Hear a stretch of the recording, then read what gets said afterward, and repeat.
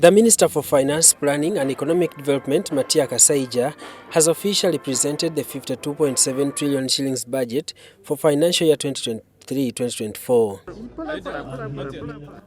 Before his budget speech, the Speaker of Parliament, Anita Among, decried low funding for local government, hindering service delivery. The capacity of the local authorization to raise the local revenues remains a dismay. This has impeded the ability to fund a number of priority areas. So we need to get more areas where we can be able to get funds. Minister Matia Kassaijja gave a background on how government has enhanced the export base of the country through provision of long-term affordable capital investment in transport infrastructure and energy, including building of industrial parks. By maintaining the stand of achieving a 6% economic growth in the next financial year, government dedicated the national budget to Ugandans trapped outside the money economy through its interventions, including PDM, Emyoga, and skilling the youth.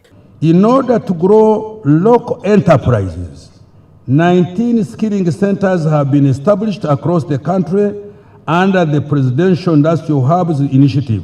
So far, 28,750 trainees have successfully completed training in skills programs, and 6,110 are undergoing training in various fields. So far, 590 billion shillings has been disbursed under parish development model, with a balance of 1 trillion shillings to be cleared by end of this year. Government intends to give out 1.1 trillion for parish development model in the next financial year. The Emyoga initiative will further boost household incomes and microfinance and also micro enterprises at parish and sub-county levels by directly funding parish and sub-county enterprise groups. But some opinion leaders seek for gender sensitivity while pushing for this cause. That when they looked at the areas they cut, the areas that have been cut mainly affect women, but would like to make sure that at the time of the parish development model releases, the 30% go to women. If the parish has got 10 million, 30% of that 10 million must go to women, and we would like to see the physical data of these women, and we would want to follow up on terms of implementation. Amos Lugolobi, the Minister of State for Planning, says government stands to promote value addition in order to achieve the budget objectives.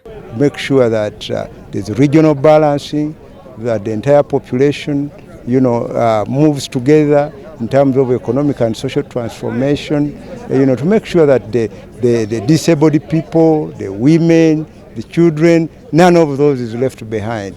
The government also intends to reduce expenditure in lower priority areas in a move among the areas of domestic revenue mobilization. That's why we are looking at infrastructure development.